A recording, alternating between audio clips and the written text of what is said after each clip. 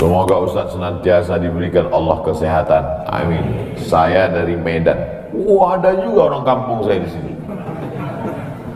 Bagaimana cara bakti seorang anak? Cara membahagiakan orang tua berjarak jauh dengan kita, sedangkan bertemu dekat bersama orang tua mungkin hanya 1 tahun sekali, Idul Fitri saja, karena harus bekerja di PT Antam Tbk Sulawesi Tenggara.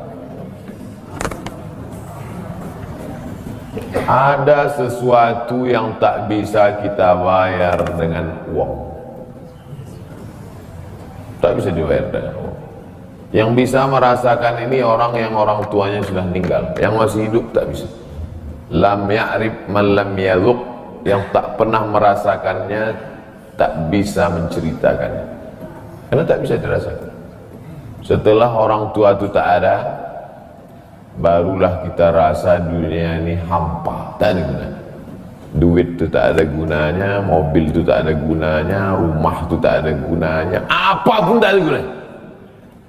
Waktu dapat saya gelar doktor dari Sudan, pulang saya ke rumah, tak ada gunanya, tak bisa lagi diceritakan.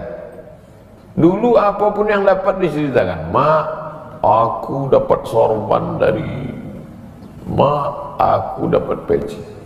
Setelah pulang dari Brunei, dapat gelar visiting profesor di Universitas Islam Sultan Syarif Ali. Tak ada gunanya, hampa. Paling-paling ditulis di baleho aja, profesor, doktor. Untuk menunjukkan bahwa kita bukan ustaz kaleng-kaleng.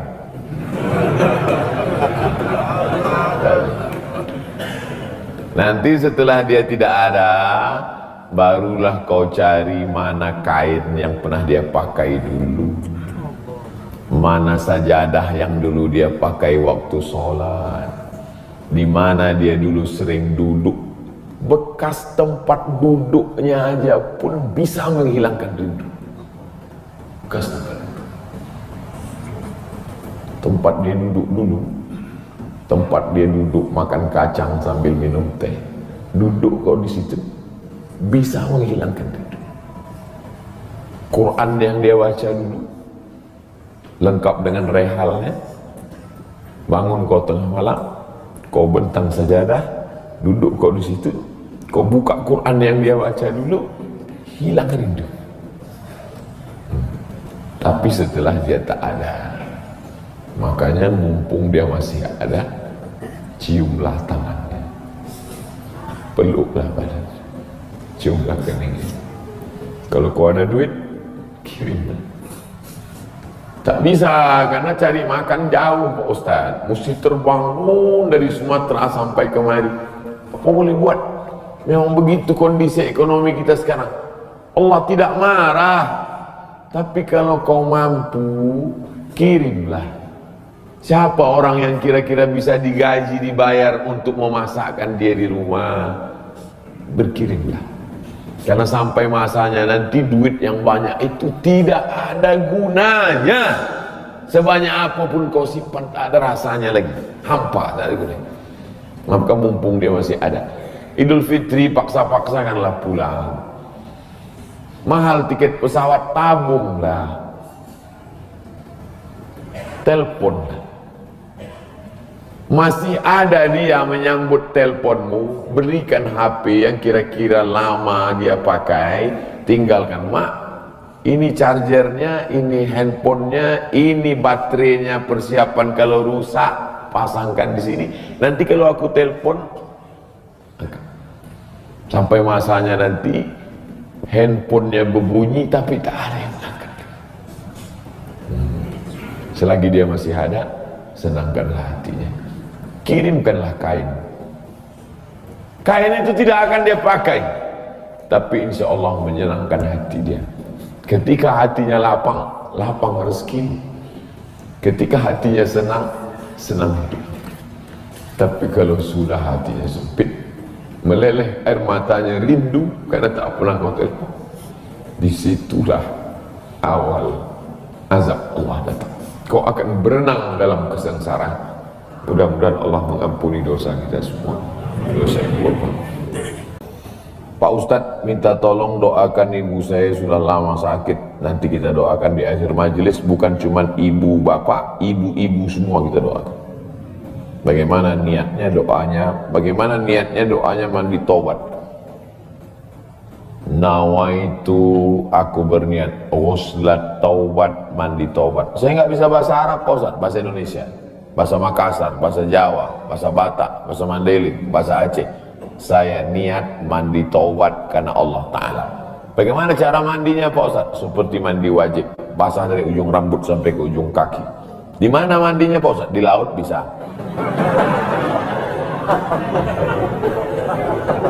Kolaka ini 30% saja daratan Pak Ustaz, yang 70 adalah lautan. Nah, mandi di laut. Apalagi kalau sampai ke tengah laut, bukan cuma dosanya hilang, orangnya hilang sekali.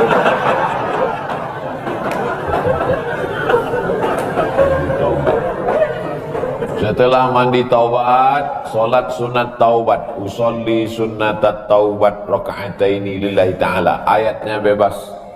Ayat apa yang paling panjang? Hafal kau amma yatasaalun? Tidak. Wadduha? Tidak. Kulhu? Hafal apa aja kulhu. Di sujud terakhir banyak berdoa. Berapa kali solat sunat taubat sehari? Sebanyak-banyaknya. Kami dulu dipesankan guru kami, pagi sholat sunat taubat, siang sholat sunat taubat, petang sholat sunat taubat, sebanyak-banyaknya sholat sunat taubat, sholat sunat taubat, sholat sunat taubat, sholat sunat taubat. Usolli sunnatat taubat raka'ataini lillahi ta'ala. Ma min muslimin yuznibu dzamban, ada orang yang silap khilaf salah berbuat dosa, summa yatatahhar, bersuci, berwudu, mandi taubat, summa yusolli raka'ataini, sholat sunat 2 rakaat, summa yastaghfirullah, minta ampun kepada Allah, illa ghafarallahu lah, Allah mengampunkan dosa-dosanya. Bulan Rajab banyak-banyak taubat. Bulan Sya'ban tingkatkan ke taubat. Masuk ke dalam bulan Ramadan, insya Allah mendapatkan Lailatul Qadri khairum min alfi syahr. Apa hukumnya suami menyembunyikan uang dari istri?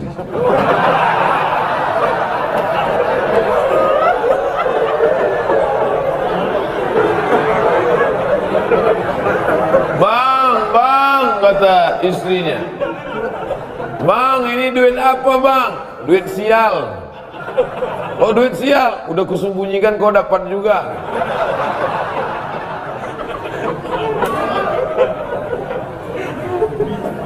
Bapak menikah sama ibu, ibu menikah sama bapak. Apakah hartanya jadi satu atau harta masing-masing?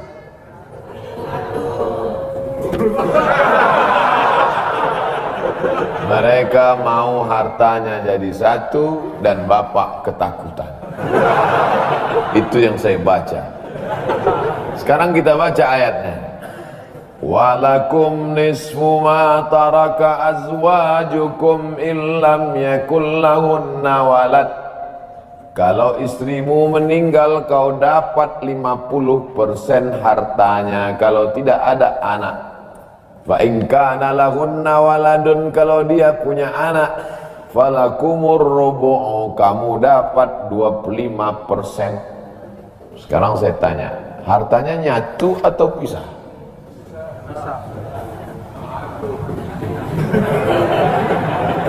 Memang kalau belum sarapan susah nangkap. Saya ulang sekali lagi. Walakum nisfu ma taraka azwajukum.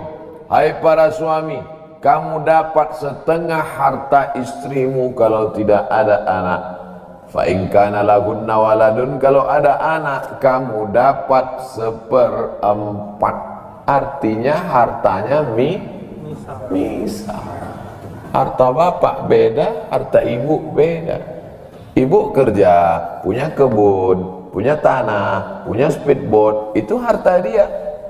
Bapak punya usaha, harta bapak. Meninggal ibu, 50% untuk bapak.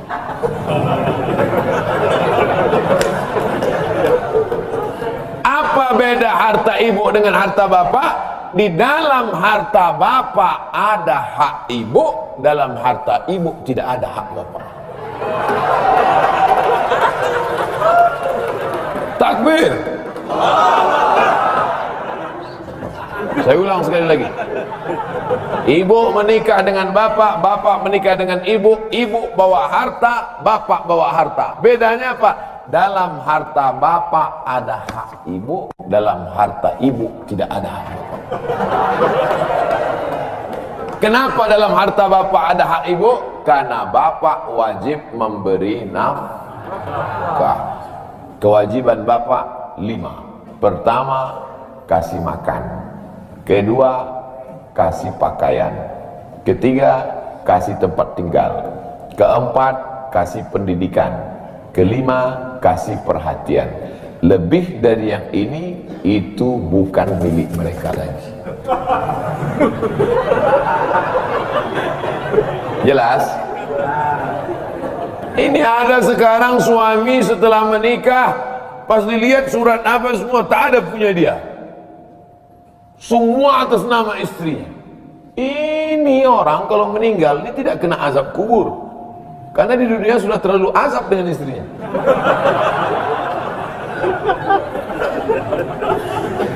Dari yang saya sampaikan ini jelas tentang pembagian batasan-batasan harta, jelas? Jelas. Jadi tidak serta-merta setelah menikah, jangan mau anak perempuan kita ditipu laki-laki. Istriku, mana surat mobilmu, mana surat tanahmu, tadi kita sudah akad nikah, semua hartamu, milikku, surgamu di bawah tapak kakiku. Oh, tidak begitu. Makanya laki-laki harus ngerti, perempuan juga harus paham. Kalau tidak, sedang main bola aja ada aturannya, statuta. Kalau tidak, akan hancur. Tapi insya Allah jelas. Ada anak yang kurang ajar kepada orang tuanya. Bagaimana caranya berbakti kepada orang tua yang telah wafat? Apakah anak ini masih dapat ampunan Allah Subhanahu wa ta'ala? Datanglah seorang bapak mengadu kepada Umar bin Khattab. Assalamualaikum Khalifah Amirul Mu'minin Umar bin Khattab. Waalaikumsalam. Ini anak saya kurang ajar, tolong dihajar dulu. Kata Umar bin Khattab orangnya bijaksana, dia tidak mau main pukul. Dia tanya, kenapa kau kurang ajar pada bapakmu? Hai Umar bin Khattab, kata anaknya, ya. Apakah seorang anak itu punya hak terhadap bapaknya? Ya. Apa hak anak? Mencarikan ibunya yang sholihah, memberikan nama yang baik, memberikan makanan yang halal. Itu hak anak. Kata anaknya, ibuku tidak baik, makanku tidak halal, namaku pun tak baik. Apa kata Nabi kepada bapaknya? Apa kata Umar kepada bapaknya? Laqad aqaqtahu qabla an ya'aqqa alaik.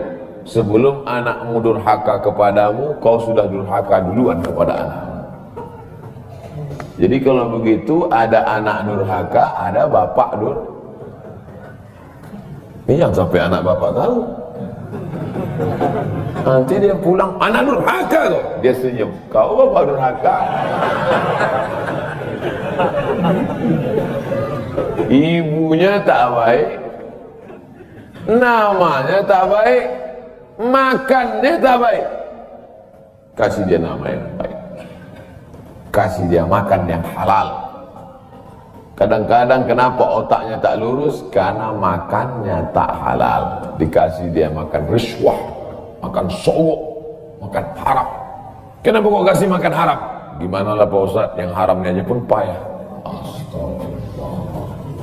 Allah sediakan alam semesta begitu banyak yang halal, kenapa kau kasih dia makan haram? Jangan pernah kasih anak makan haram. Pesan kakek saya, datuk saya, kalau bahasa kampungnya grandfather. Cucuku 40 orang, yang satu ini jangan sekolah umum. Maksudnya saya tak dikasih sekolah umum, maka saya tak pernah sekolah umum. Sekolah ibtidaiyah, sanawiyah, aliyah, al-azhar, Maroko, sudah tak pernah sekolah umum. Cucuku yang ini jangan sekolah umum, jangan kasih makan haram, nanti otaknya gelap. Cucuku yang ini jangan kalian kasih makan haram, nanti otaknya gelap. Pesan itu disampaikan almarhumah mak saya ke saya. Kau pun nanti anak kau jangan kau kasih makan haram, nanti otaknya gelap. Kalau sudah otak gelap, tak bisa membedakan mana tiang, mana orang, sifatnya kepala kita. Nah, jangan sampai anak kita durhaka gara-gara kita bapak yang durhaka. Kalau anak sudah durhaka, meninggal orang tuanya, setelah itu dia bertobat, bagaimana cara minta ampunnya? Maka dia bersedekah. Mana dalilnya? Seorang sahabat datang menjumpai Nabi. Ummi matat. Ibu saya sudah meninggal. Afa atasaddaqu anha? Kalau saya bersedekah, apakah pahalanya sampai kepada almarhumah ibu saya? Kata Nabi, tasaddaq, bersedekahlah. Sedekahmu sampai. Maka wahai anak-anak durhaka yang sudah mati ibu dan bapakmu, maka datang kau habis pengajian ini langsung ke tempat anak yatim, panti jompo, sekolah-sekolah, pondok pesantren. Tanya Pak Kiai, Pak Kiai, apa yang kurang di pesantren ini? WC. Karena pesantren santrinya 1000, WC-nya 2. Bayangkan panjang antriannya. Berapa yang keluar dalam celana? Saya bangunkan WC, pahalanya mengalir untuk almarhumah, maka pagi, petang, siang, malam mengalir pahalanya. Sedekah. Ayu sedekatu afdal? Apa sedekah yang paling afdal? Saqiyul ma', memberi air minum. Sedekah yang paling afdal kasih air minum. Saya ceramah di Banjarmasin, di depan rumah seorang pejabat. Itu ada kulkas tapi nggak sampai beku, freezer. Setiap dipencet keluar air dingin. Gelasnya dikasih pakai rantai besi, takut dilarikan tukang ambil aluminium. Buat wakaf untuk almarhumah. Itu bagus kan. Saya ceramah di Malaysia, di pintu masjid itu ada kotak box. Kalau kita ambil satu botol, keluar botol baru. Ambil satu botol, keluar botol baru. Wakaf untuk itu bagus, sedekah. Jangan sedekah teh botol, nanti dia kena diabetes. Air putih, ini bagus, mengalir. Sedekah sumur bor, pergi ke masjid, putar keran nggak ada air, tanya pengurus masjid, Pak pengurus, ya mana sumur bor? Nggak ada, saya buatkan. Langsung bunyi. Itu berarti cash itu. Begitu cara berbakti pada orang tua dengan sedekah. Tapi Pak Ustadz, saya jangankan sedekah, makan saya pun Senin Kamis Pak Ustadz doa. Allahumma ighfir lahu warhamhu wa'afihi wa'fu anhu. Bangun tengah malam, Rabbi ighfirli wa li walidayya warhamhuma kama rabbayani shaghira. Apa itu bid'ah? Bid'ah membuat sesuatu yang tidak dibuat oleh Nabi Muhammad SAW. Tidak ada dalilnya dari 3 aspek: qauli, fi'li, taqriri. Perbuatan yang tidak ada dalilnya bid'ah. Jangan dikatakan perbuatan yang tidak dibuat Nabi bid'ah. Perbuatan yang tak ada dalilnya bid'ah. Karena kalau dikatakan yang tidak dibuat Nabi bid'ah, Nabi tidak pernah pakai peci. Tunjukkan saya mana hadis Nabi pakai peci. Berarti peci ini bid'ah. Nabi mimbarnya tangganya dari depan. Ini masjid tangganya dari belakang. Berarti mimbar ini bid'ah. Mimbar Nabi tangganya dari depan, 3 lantai, 1, 2, 3. Jadi yang dimaksud dengan bid'ah perbuatan yang tidak ada dalilnya. Misalnya jam 12 siang ada bapak-bapak di panas terik tegak menghadap matahari. Pak, bapak ngapain?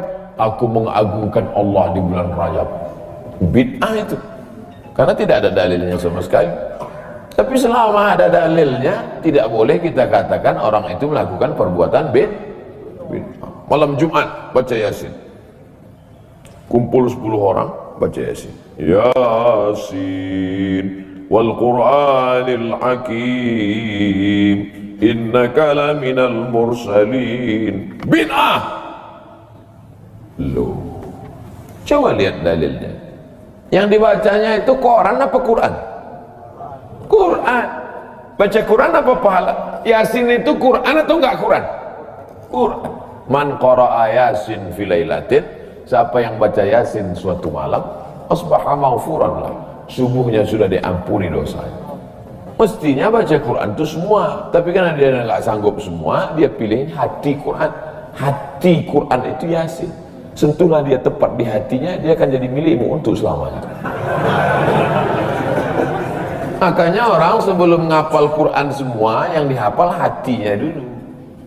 Itu sebelum ngapal Quran, yang dihafal hatinya dulu. Apa hati Quran? Ya Yasin.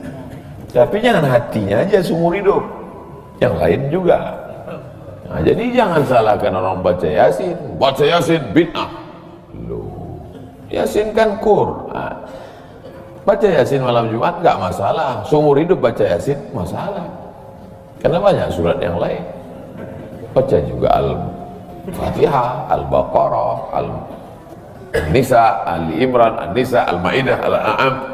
Nah, jadi mudah. Perbuatan tidak ada dalilnya bid'ah. Selama ada dalilnya tidak bid'ah. Ustadz, kiat-kiat apa yang kami lakukan sebagai guru kepada anak didik kami sebelum dan sesudah mengajar agar ilmu mudah dimengerti? SDIT Al-Farabi. Aristoteles, Sokrates, Thales, Demokritos itu adalah pemikir-pemikir dari Greek, Yunani kuno. Pada masa abad kedua datang seorang khalifah bernama Abu Ja'far Al-Mansur. Semua buku-buku dari Yunani diterjemahkan. Nama lembaganya Dar Al-Hikmah, Dar Rumah Hikmah Ilmu Pengetahuan. Dibuatlah Dar Al-Hikmah, Rumah Ilmu Pengetahuan. Diterjemahkanlah dari bahasa Yunani ke dalam bahasa Arab. Akhirnya orang Islam pun jadi dokter, Avicenna. Karena orang barat payah menyebut Ibnu Sina. Averroes, Ibnu Rushd. Tapi ada seorang yang bergelar the second teacher. First teacher Aristoteles, second teacher Al-Farabi. Ternyata Al-Farabi ini bukan dari Arab, tapi dari Pomalaa. SDIT Al-Farabi. Ini supaya wali murid tahu. Anak ibu di mana? SDIT Al-Farabi. Al-Farabi itu artinya apa? Ya SDIT. Al-Farabi itu di barat dia diberi gelar the second teacher. Guru pertama Aristoteles, guru kedua adalah Al-Farabi, saking cerdasnya. Artinya apa? Dia tidak hanya diakui dalam Islam, tapi juga di luar Islam. Kenapa dikasih nama Al-Farabi? Karena ingin anak-anak kita dalam kepalanya tidak hanya fisika, biologi, kimia, matematika, bahasa Inggris, tapi juga dalam kepalanya ada Quran, hadis, fikih, akidah, akhlak, dan bahasa Arab. Sehingga nanti dia akan menjadi ekonom, tapi ekonom yang beriman. Dia akan menjadi filosof yang bertakwa. Inilah cita-cita alumni Al-Farabi, insyaallah. Amin ya rabbal alamin. Nah, yang pertama kali menjadi guru itu adalah ikhlas. Karena kalau gurunya ikhlas, cakapnya masuk ke hati. Kalau dari mulut ke mulut juga masuknya. Tapi kalau dari hati ke hati juga masuknya. Kira-kira yang saya sampaikan tadi, saya mulai tadi jam 5.15, sekarang jam 6.05, dan 50 menit saya bicara. Masuk tak ke hati Bapak Ibu? Kalau tak masuk ke hati Bapak Ibu, berarti yang ceramah itu enggak dari hati. Dari mulut ke mulut juga masuk. Jangan sampai ke mulut pun tak masuk. Nauzubillah. Yang pertama kali tulus ikhlas. Karena perbuatan yang paling tinggi amalnya adalah menjadi guru. Makanya saya lebih memilih menjadi guru. Saya sampai sekarang menjadi guru, cuman saya tidak punya kelas. Dulu sempat jadi dosen, habis itu keluar. Kelas saya sekarang masjid, lapangan sepak bola, sama stadion, sama gedung olahraga, sport center Antam. Saya mengajar tidak lagi terbatas oleh dinding kelas. Semua tempat menjadi tempat mengajar. Guru yang pertama harus ikhlas. Yang kedua, tingkah laku perbuatannya. Guru digugu dan ditiru. Guru itu dari mulai cara minumnya aja diikut orang. Guru minumnya tangan kiri. Yang minum tangan kiri itu setan. Berarti kalau ada guru minum pakai tangan kiri, berarti guru setan. Hati-hati jadi guru. Oleh sebab itu maka guru ini luar biasa. Guru ini luar biasa Bapak Ibu. Perbuatan yang tidak putus setelah mati guru. PNS setelah mati putus. Yang kan mati, pensiun aja putus, apalagi mati. Tapi guru, saya dulu punya dosen, kata dia saya ini lulus hakim, tapi kemudian saya tinggalkan hakim, saya pilih jadi guru. Kenapa gitu Pak dosen? Karena kalau saya jadi hakim, 1 tahun ada 10 perkara, 10 senang kepada saya, 10 benci. Yang menang senang, yang kalah benci. Tapi menjadi guru, tidak akan ada murid saya yang benci kepada saya. Betul. Guru SD saya, berapa kali kepala saya diantukkannya ke tiang. Asal pelajaran saya nggak dapat, diantuk. Begitu reuni, saya cium tangannya. Saya nggak sakit hati, ingat aja dikit. Datang saya belikan hadiah, saya cium tangannya, meleleh air mata saya. Betul, menjadi guru itu adalah nikmat. Maka saya pilih jadi guru. Guru nggak ada pensiunnya. Saya sampai mati saya tetap menjadi guru. Oleh sebab itu maka guru ini luar biasa. Guru pahlawan tanpa tanda jasa. Oleh sebab itu menjadi guru. Oh, tapi jangan gara-gara ini semua pegawai Antam keluar mau jadi guru. Memang ibu bukan guru, tapi ibu menjadi guru bagi anak-anak ibu. Bapak jadi guru bagi keluarga bapak. Itu kita sudah menjadi guru insya Allah. Emak saya perempuan yang biasa, dia bukan guru, dia bukan PNS, dia bukan kepala sekolah, tapi dia menjadi guru bagi kami, anak-anak. Kalau kami pulang bawa main-mainan, dia tanya, mainan ini dapat dari mana? Dari jalan mak, antar ke tempat kau jumpa tadi, karena tak tahu itu punya siapa. Nanti di akhirat ini akan kau pikul menghadap Allah SWT. Sampai hari ini kalau ketemu barang-barang di jalan tidak berani bawa pulang, ingat pesan almarhumah emak itu. Mungkin cakap ustaz tidak masuk ke telinganya, tapi kata-kata ibu luar biasa. Ibu-ibu, bapak-bapak, nanti kalau mau sakratul maut, pesan paling jitu sampaikan pas mau mati. Jangan makan haram.